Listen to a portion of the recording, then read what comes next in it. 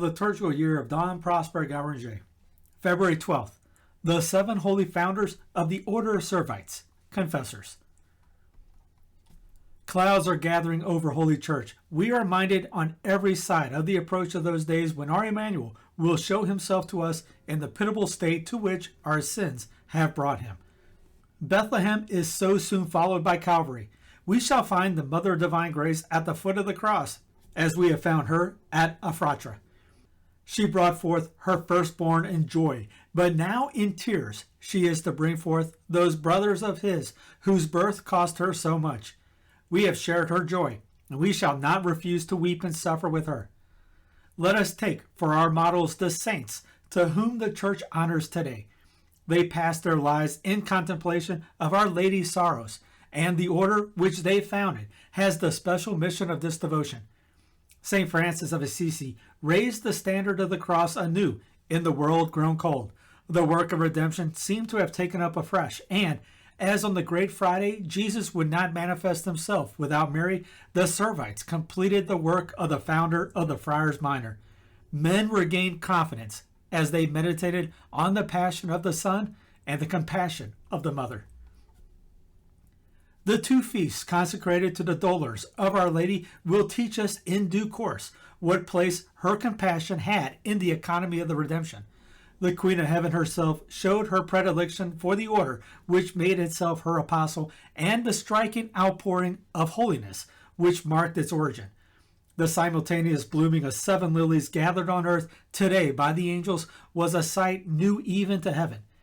Peter of Verona had a vision of them when they were implanting themselves on Monte Senario, and the future martyr saw the Blessed Virgin smile as she gazed on that mountain where countless other flowers sprang up to perfume Holy Church.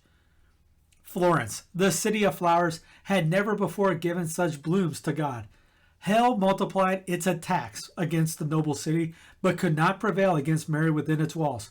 We shall be reminded of these things by the feast of St. Juliana Falconieri and St. Philip Benizi, which were established before the one we are keeping today. Let us unite our gratitude to that which the Church feels for the religious family of the Servites. The world owes to them the grace of a new development in the knowledge and love of the Mother of God, who became our Mother at the price of unparalleled sufferings. The lessons read by the Church on this day speak of the merits of our saints and the favors with which Our Lady rewarded their fidelity. February 11th, the day first chosen as their common feast, is not the anniversary of the death of any one of them, but the day on which, in the year 1304, after passing through many vicissitudes, their order obtained a definitive approbation of the Church. When in the 13th century, the most cultured peoples of Italy were divided by factions, and the schism fostered by Frederick II, the merciful providence of God raised up many persons remarkable for their holiness, among whom were 7 noble Florentines, whose union of spirit gave to the world a striking example of fraternal love. They were Bonfilius Manaldi, Bonagianta Menetti, Menetus del Antella, Amadius de Amadei, Hugo Lippi, Gerard Sostegni, and Alexis Falconieri. The Mother of God appeared to each of them on the feast of her Assumption 1233, when they were praying fervently in the chapel of the Pious Confraternity of the Laudesi, and exhorted them to embrace a more perfect life. They took counsel with the Bishop of Florence, and at once bade farewell to their wealth and rank, clothing themselves in haircloth and old and ragged garments. On September 8th, they established themselves in a humble retreat outside the city, desiring to begin their new life on the day when the Mother of God began her own most holy life upon earth. God showed by a miracle that their resolution was pleasing to him. One day shortly afterwards, when all 7 were begging from door to door in Florence, they were hailed by the voices of children, among whom was St. Philip Benizi, then only 5 months old, as the servants of Mary, which was for the future to be their title.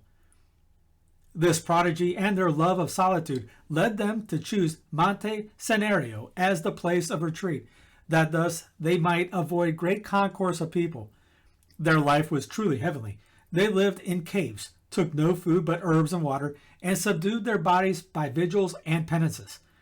The Passion of Christ and the dolors of his afflicted mother were the subject of their continual meditations. One Good Friday, when they were absorbed in fervent prayer, the Blessed Virgin appeared to them all in person a second time, showed them the somber habit they were to adopt, and told them that she wished them to found a new order of religious, whose mission was to cultivate and spread devotion to the sorrows which she endured at the foot of the cross. They were aided in this work by Peter, an illustrious friar preacher who died the death of a martyr. He was their intimate friend and had been instructed about the new order in a vision by the Blessed Virgin herself. The order received the name of Servites, or Servants of the Blessed Virgin Mary, and was approved by Innocent IV. The holy founders were soon joined by many disciples and began to preach Christ crucified in the towns and cities of Italy, especially in Tuscany. They brought civil feuds to an end and recalled numbers of sinners to the paths of virtue. Not only Italy, but France, Germany, and Poland benefited by their apostolic labors, and their miracles made them famous. Finally, after having carried the good odor of Christ into distant lands, they went to God. In life, they were one in their love of religion and of the brotherhood. In death, they were united in one tomb and in the veneration of the people. Popes Clement XI and Benedict XIII confirmed the cultus which had been paid to them unitedly for many centuries. Leo XIII, having approved this devotion and recognized the miracles wrought by God in answer to this collective invocation, proceeded to their formal canonization in the 50th year of his priesthood and ordered that their office and Mass should be said every year throughout the Church. You made the sorrows of Mary your own, and now she shares her eternal joys with you. The vine, with its miraculous ripening grapes, which prefigured your fruitfulness in a frozen world, still yields a sweet odor in this land of exile, and the faithful still appreciate its fruit. Philip and Juliana have long been honored as branches of this blessed vine, and today we pay our homage to the sevenfold root from which they sprang. You rejoiced in the obscurity which covered the life upon earth of the Queen of Saints herself. But today the glory of Mary pierces all clouds, and no shadow can withdraw the servants from the radiance which surrounds the mistress. May your glory be increased by the favors you bestow upon men. Teach an aged world to seek warmth at the fire whence you draw a love strong enough to triumph over the world and sacrifice self for God. O heart of Mary, pierced with the sword of sorrow, furnace of love, which throughout all eternity feeds the fires of the very seraphim, be our model, our refuge, and our consolation until the dawn of that blissful day, which is to be the end of our exile in this vale of tears.